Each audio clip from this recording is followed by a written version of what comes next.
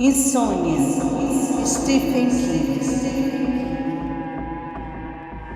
Narração, Dani Bernardo.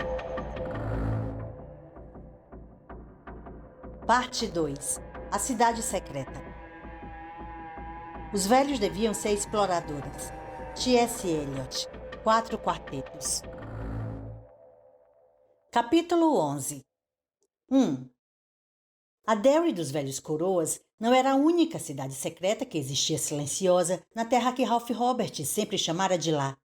Ralph descobrira que havia, além da Derry que pertencia aos adultos, outra que era propriedade exclusiva das crianças. Havia o acampamento de vagabundos, abandonado perto do armazém ferroviário na rua Neibold, onde às vezes elas encontravam latas de sopa de tomate com picadinho até metade e garrafas com uns goles de cerveja.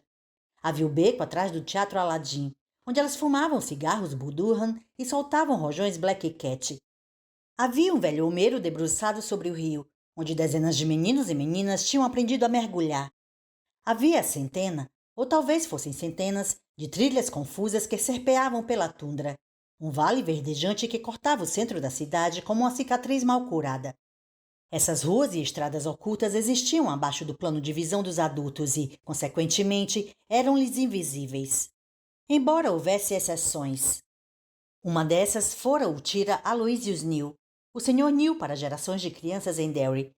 E somente agora, enquanto se encaminhava para a área de piqueniques próximo ao ponto em que a Avenida Harris virava a extensão, ocorria a Ralph que Chris Neal era provavelmente filho do velho Sr. Neal. Só que não parecia possível, porque o tira que Ralph vira pela primeira vez em companhia de John Leidecker não tinha idade suficiente para ser filho do velho Sr. Neal. Neto, sim. Ralph tomara consciência de uma segunda cidade secreta, a que pertencia aos velhos, quando se aposentara, mas não compreendera inteiramente que ele próprio fazia parte dela até Caroline morrer. Descobrira então uma geografia submersa estranhamente semelhante àquela que conhecera quando criança, um lugar quase ignorado pelos que correm para trabalhar e correm para brincar num mundo que palpitava e rugia à sua volta. A Derry dos Coroas sobrepunha-se ainda a uma terceira cidade secreta, a Derry dos Condenados, um lugar terrível habitado em grande parte por alcoólatras, fugitivos e dementes que não podiam ser mantidos em confinamento. Foi na área de piquenique que Lafayette Shape apresentara Ralph a uma das reflexões mais importantes da vida, isto é, depois que alguém se tornava um coroa genuíno. Tal reflexão dizia respeito à vida real de uma pessoa. O assunto surgira quando os dois tinham acabado de se conhecer. Ralph perguntara a Fay o que fazia antes de começar a frequentar a área de piqueniques. Bem, na vida real eu era carpinteiro e marceneiro, Shape respondera, revelando os dentes restantes num largo sorriso. Mas tudo isso acabou faz quase 10 anos. Como se, Ralph lembrava-se de ter pensado, a aposentadoria fosse uma espécie de beijo de vampiro, que arrastasse os que sobreviviam para o mundo dos mortos-vivos. E quando se conhecia cada caso, será que a imagem estaria assim tão longe da verdade? 2.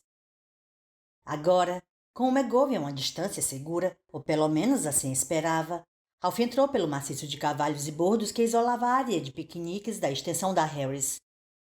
Viu que 8 ou 9 pessoas tinham chegado desde sua caminhada anterior, a maioria com almoços para viagem ou sanduíches.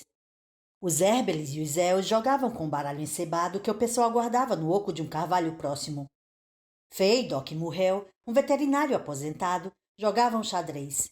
Uns curiosos se deslocavam de um jogo para outro. Os jogos eram a atividade da área de piqueniques, a atividade da maioria dos logradouros na Derry dos Velhos Coroas.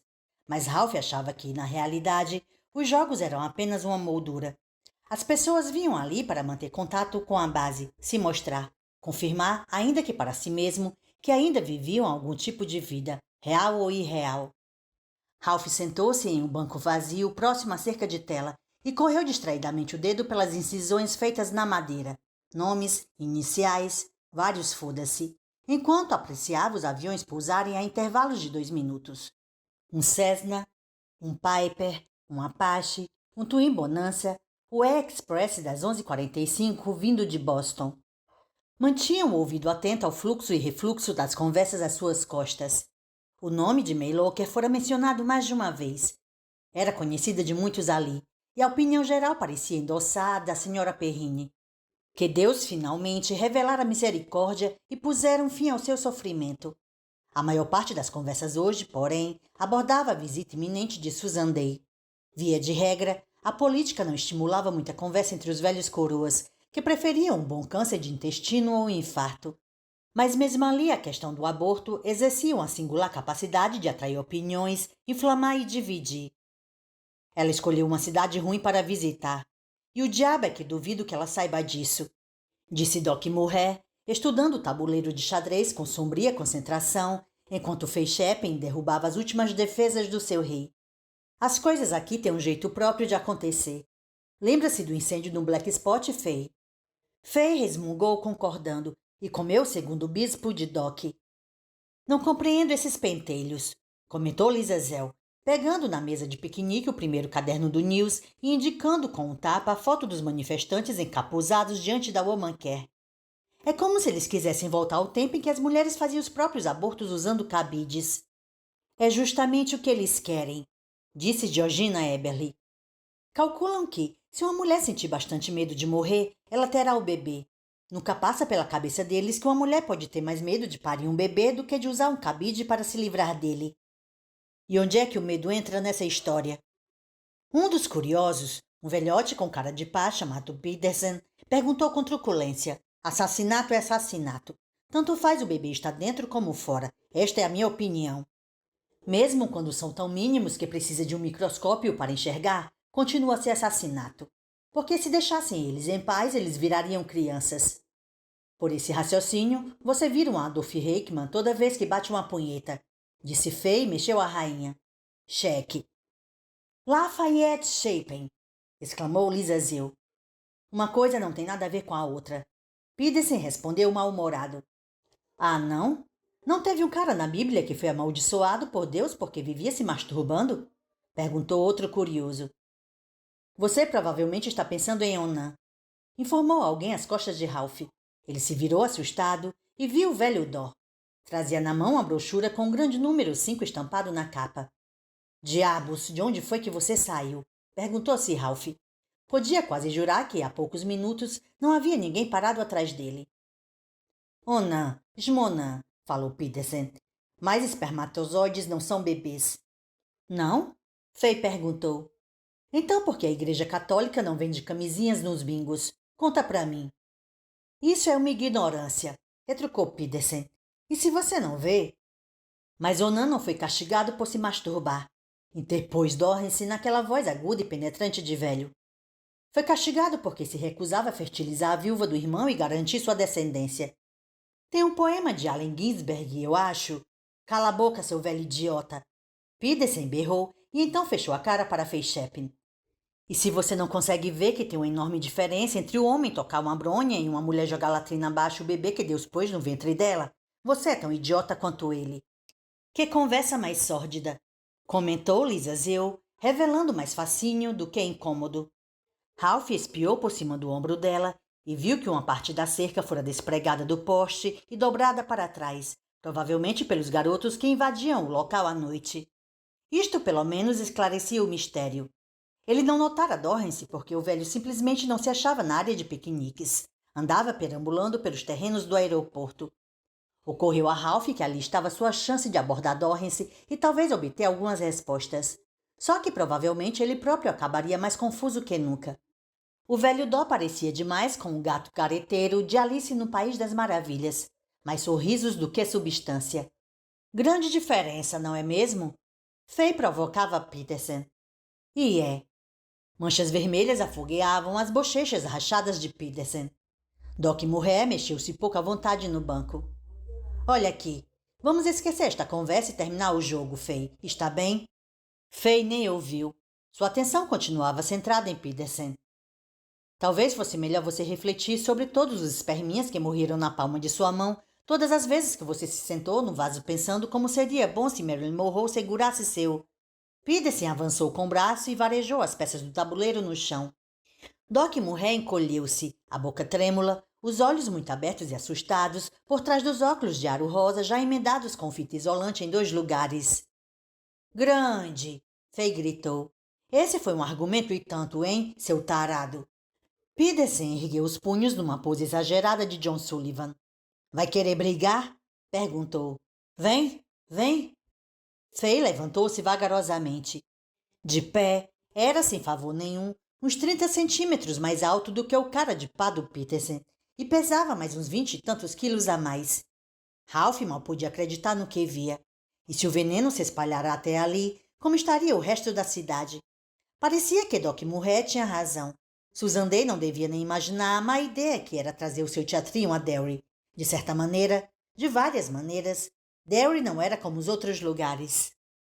Ralph se pôs em movimento antes mesmo de ter consciência do que pretendia fazer e ficou aliviado de ver que Stan Eberly fazia o mesmo. Entreolharam-se ao se aproximar dos dois homens que se enfrentavam cara a cara, e Stan fez um leve aceno com a cabeça. Ralph passou o braço pelos ombros de Fay uma fração de segundo antes de Stan agarrar o braço esquerdo de Pedersen. Você não vai fazer nada disso, disse Stan, falando diretamente no ouvido peludo de Pedersen. Vamos acabar levando 2 vítimas de ataque cardíaco para o Derry Home. E você não precisa de mais nenhum. Já teve 2. Ou foram 3. Não vou deixar ele fazer graça com mulheres que matam crianças. Pedersen falou, e Ralph viu rolarem lágrimas pelo rosto do homem. Minha mulher morreu no parto de nossa segunda filha. De septicemia em 1946.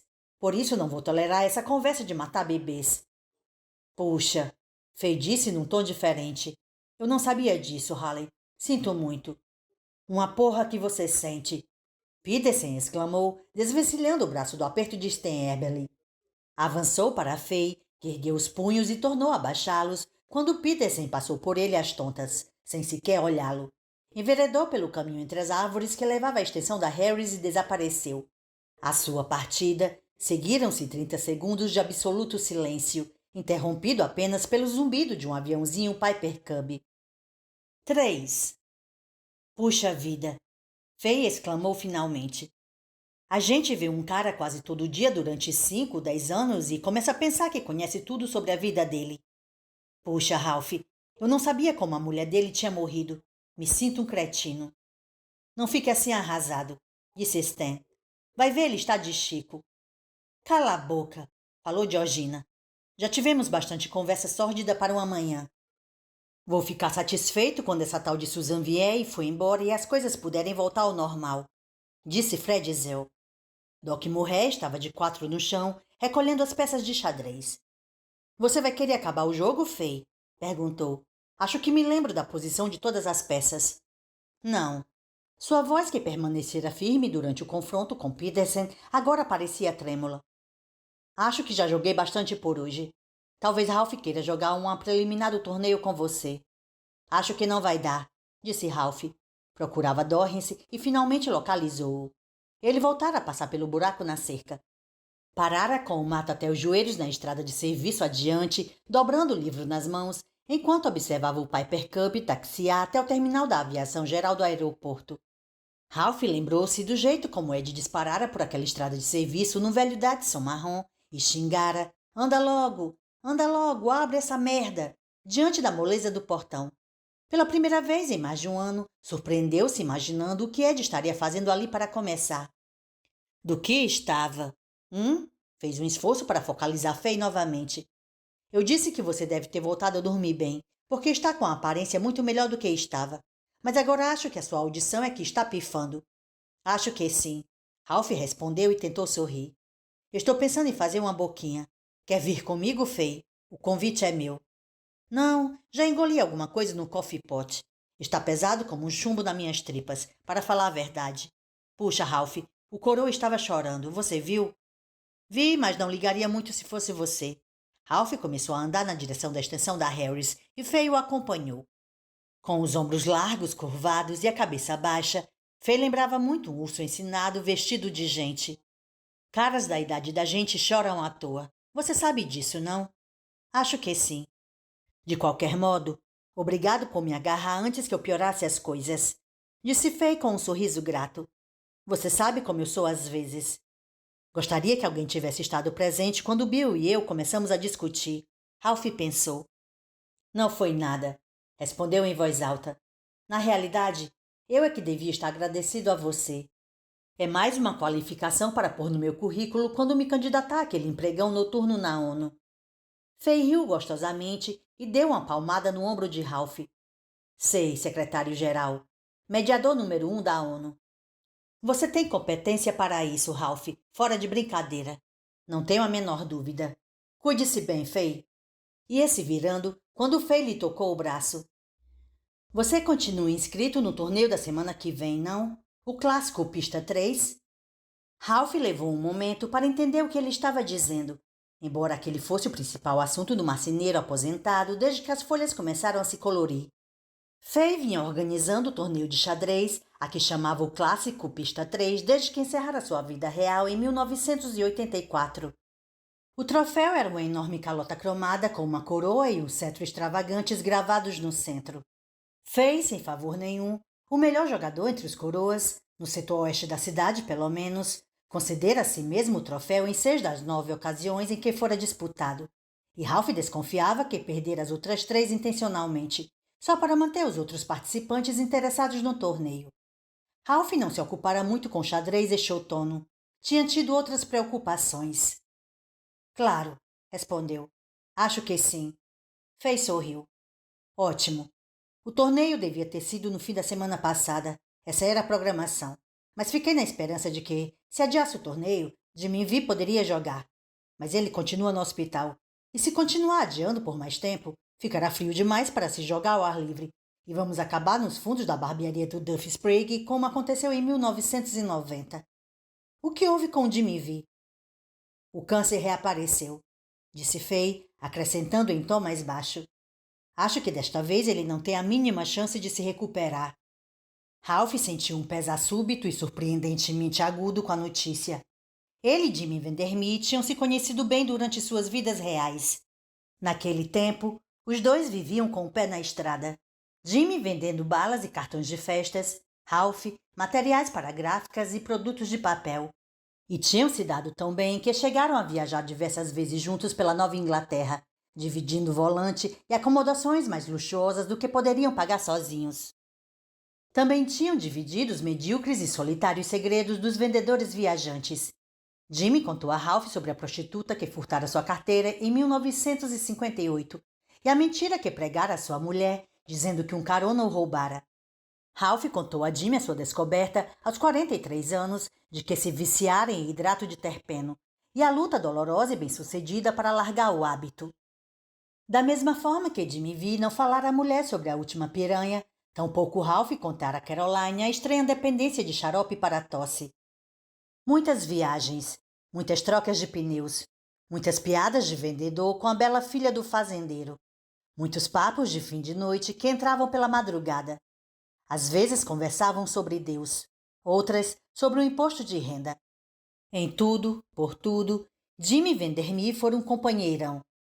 Então Ralph arranjara uma função burocrática na gráfica e perdera contato com Jimmy.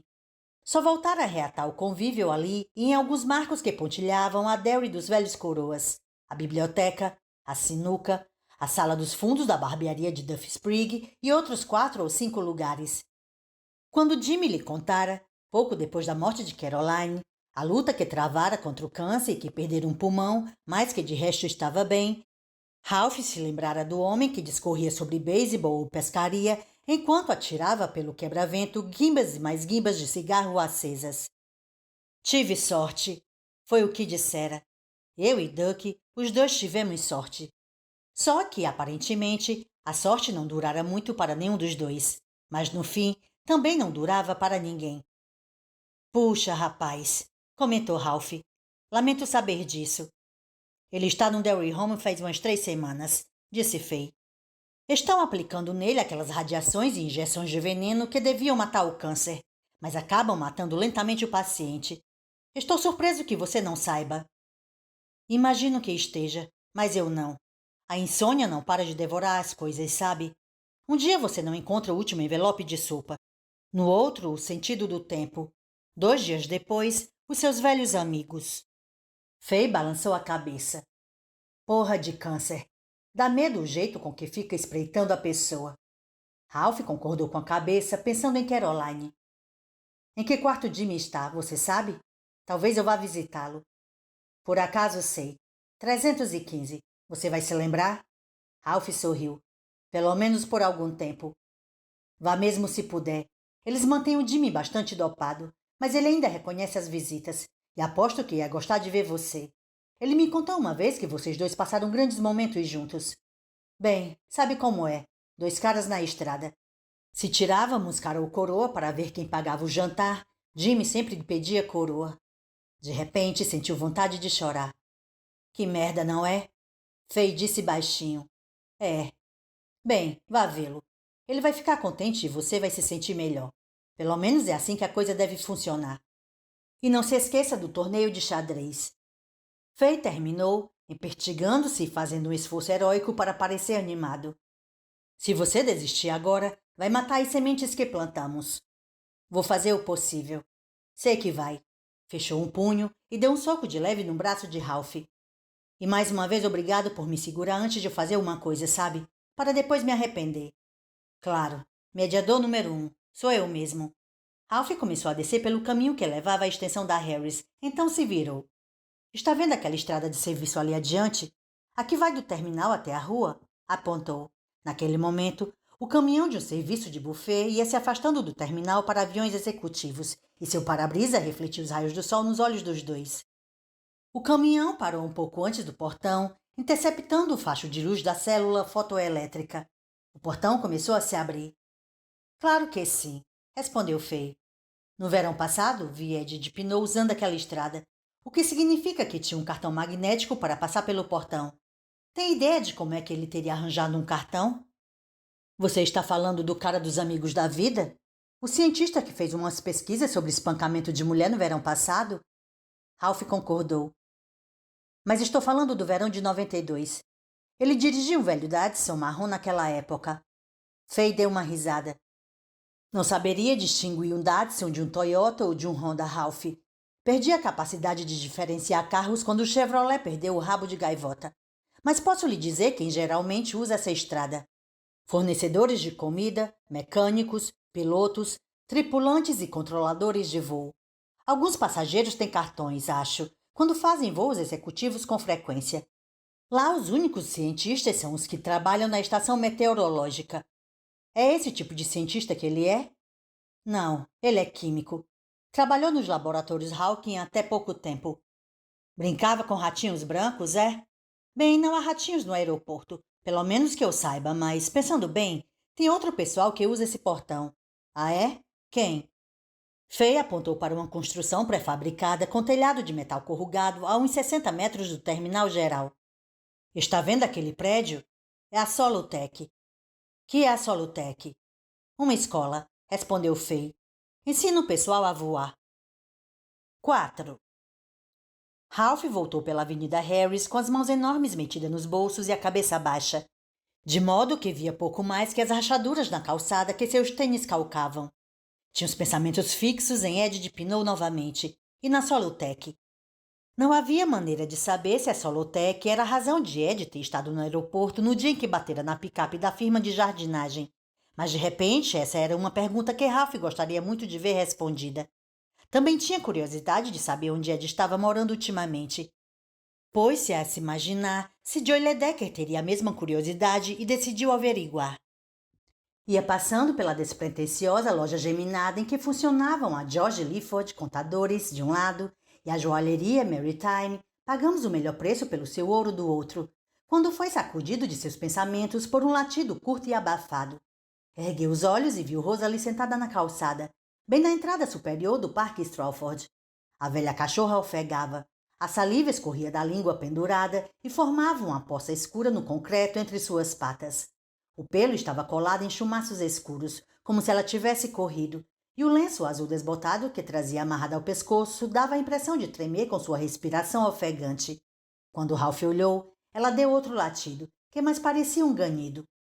Percorreu a rua com o olhar, procurando o alvo daqueles latidos, mas não encontrou nada, exceto a lavanderia Buffy Buffy. Havia algumas mulheres andando no interior da loja, mas Ralph achou impossível que Rosalie estivesse latindo para elas. Não havia mais ninguém passando pela calçada da lavanderia automática naquela hora. Ralph voltou a olhar a cachorra e subitamente percebeu que Rosalie não estava sentada na calçada, mas agachada ali, encolhida. Parecia morta de medo. Até aquele momento, Ralph nunca pensara muito na estranha humanidade que expressam a cara e o corpo dos cães. Sorriam quando estavam satisfeitos. Abaixavam a cabeça quando sentiam vergonha. Registravam ansiedade nos olhos e tensão na postura das espáduas. Enfim, tudo o que as pessoas faziam. E, como gente, expressavam medo servil e total em cada linha do corpo trêmulo. Ele tornou a espiar para o lado oposto da rua, para o ponto que parecia concentrar a atenção de Rosalie, e, mais uma vez, não viu nada exceto a lavanderia e a calçada vazia diante da loja. Então, inesperadamente, lembrou-se de Natalie, sua majestade a neném, agarrando os rastros azuis cinzentos deixados por seus dedos quando ele esticara a mão para limpar o leite de seu queixo. A qualquer outra pessoa, pareceria que ela não estava tentando agarrar nada, daquele jeito que os bebês sempre fazem, mas Ralph sabia que não. Ele vira. Rosalie emitiu uma saraivada de ganidos de pânico que arranharam o ouvido de Ralph como um som de dobradiças sem lubrificação. Até agora a coisa só aconteceu independente da minha vontade, mas talvez eu possa fazê-la acontecer. Talvez eu possa me levar a ver... Ver o quê? Bem, as auras. Elas naturalmente. E talvez aquilo que Rosalie, 369 Home, está olhando também. Ralph fazia uma boa ideia. The Ghost Drank Wine. Do que era, mas queria ter certeza. O problema era como fazer. Como é que uma pessoa vê para começar? Olhando, é claro. Ralph olhou para Rosalie. Olhou-a atentamente, procurando ver tudo o que havia para ver. A padronagem desbotada do lenço azul que lhe servia de coleira, os chumaços empoeirados e embaraçados em seu pelo sem trato, os salpicos de pelos grisalhos por todo o focinho. Após alguns minutos de estudo, ela pareceu sentir seu olhar, porque se virou, fitou-o e gemeu inquieta. Quando a cachorra fez isso, Ralph sentiu alguma coisa girar em sua mente, como se o motor de arranque de um carro se ligasse. Teve uma sensação breve, mas muito clara, de estar subitamente mais leve, e então a luminosidade inundou o dia. Descobrira o caminho de volta àquele mundo mais nítido, mais texturizado.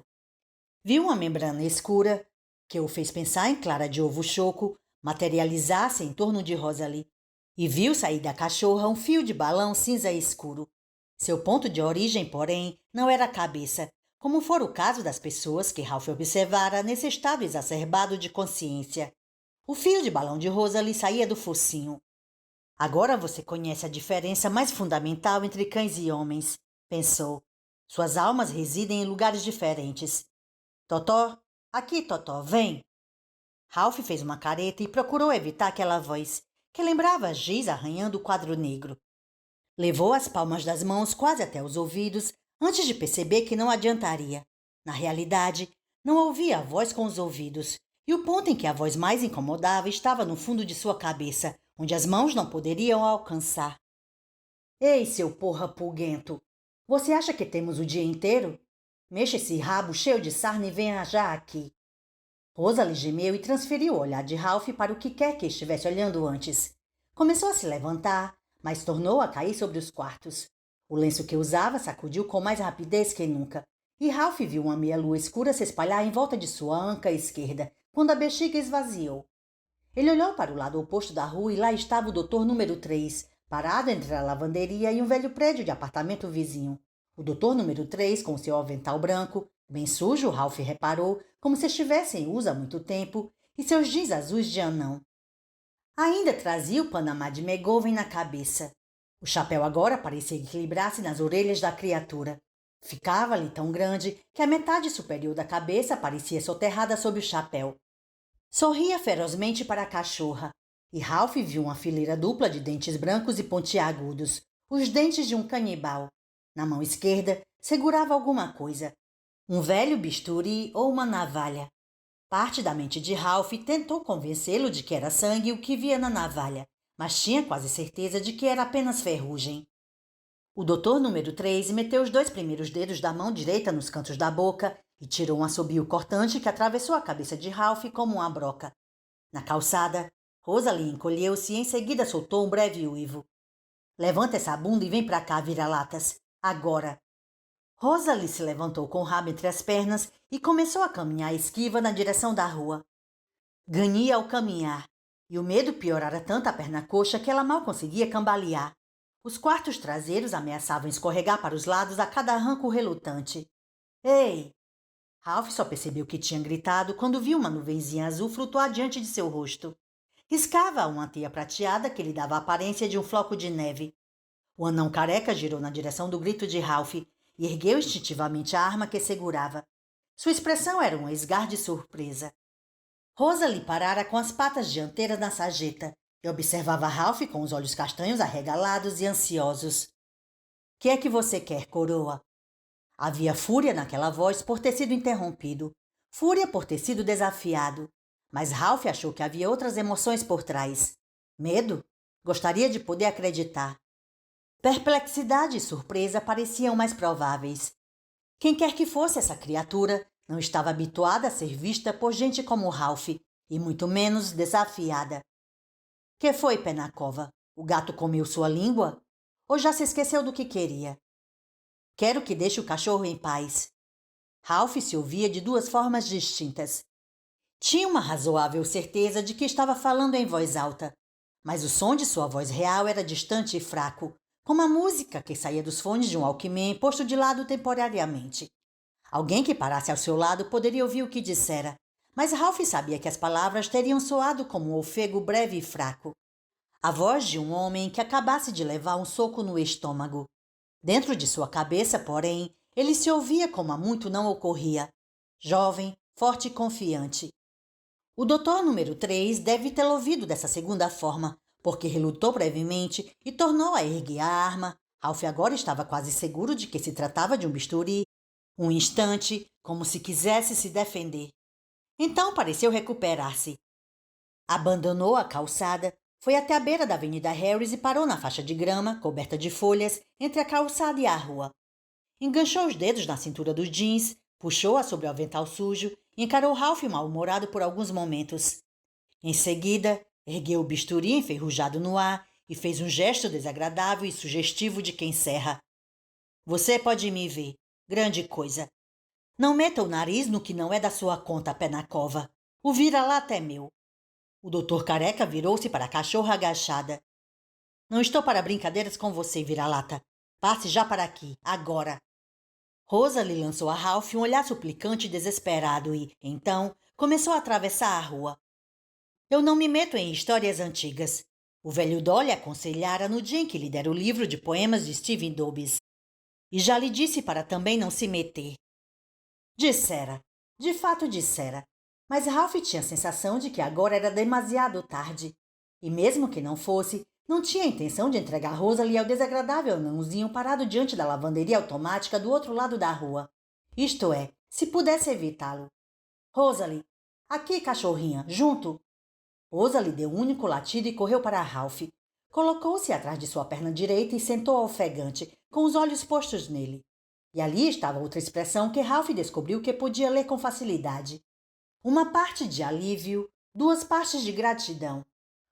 O rosto do doutor número 3 se contorceu numa careta de ódio tão profundo que era quase uma caricatura.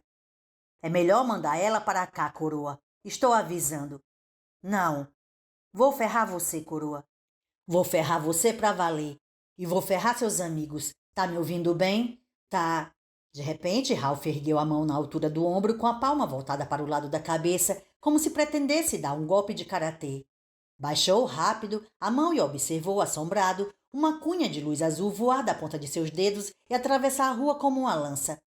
O doutor número 3 abaixou-se na hora, botando a mão no Panamá de McGovern para impedi-lo de voar.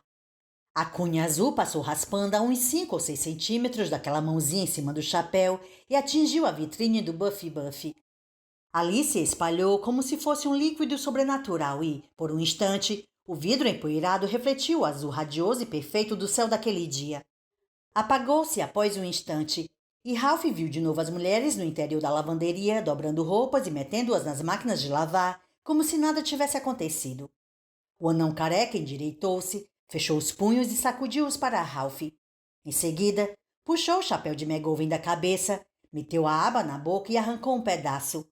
Ao executar esse estranho equivalente de uma malcriação de criança, o sol tirou lascas de fogo dos lóbulos de suas orelhas pequenas e bem feitas. Ele cuspiu um pedaço de palha estraçalhada e enfiou o chapéu de novo na cabeça. Aquela cachorra era minha, coroa. Ia brincar com ela.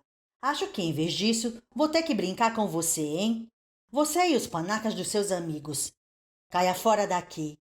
Chupador de buceta. Fudeu a mãe e depois lambeu a buceta dela. Ralph sabia onde tinha ouvido expressões desse tipo antes. Ed de Pinot, no aeroporto, no verão de 1992. Não era coisa de que se esquecesse, e de repente sentiu-se aterrorizado. Deus do céu, em que é que tropeçara? 5.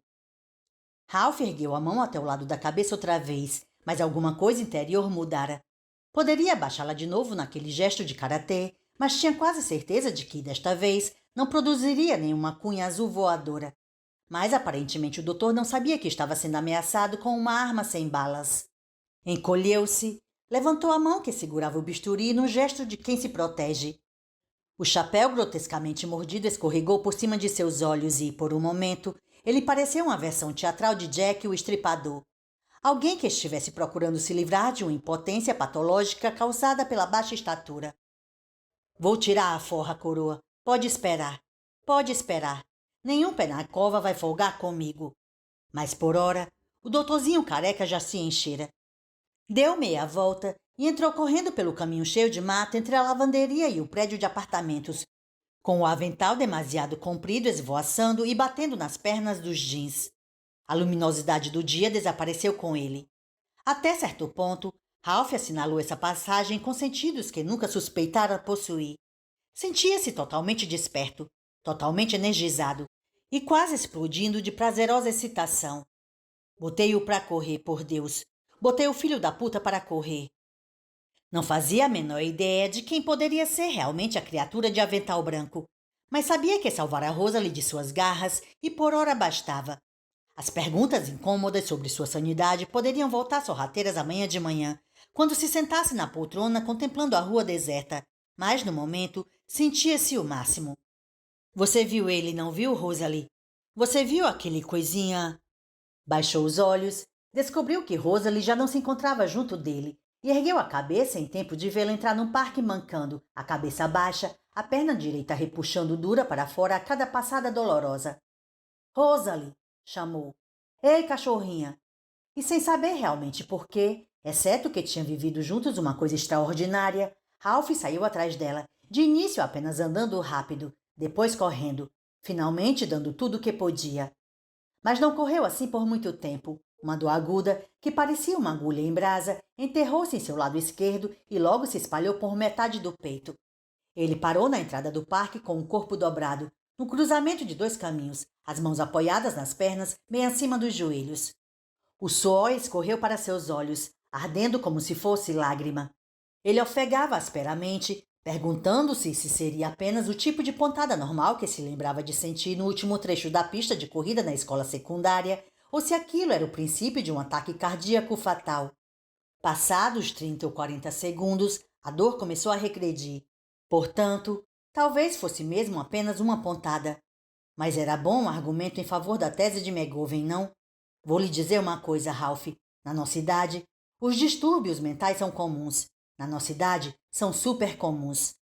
Ralph não sabia se isto era ou não verdade, mas sabia que transcorrera meio século desde que participara da corrida estadual e sair correndo atrás de Rosalie como fizera fora uma burrice. Provavelmente, uma burrice perigosa. Se seu coração tivesse emperrado, ele não teria sido o primeiro velhote a ser punido com uma trombose nas coronárias por se excitar e esquecer que, quando os 18 anos passavam, era para sempre.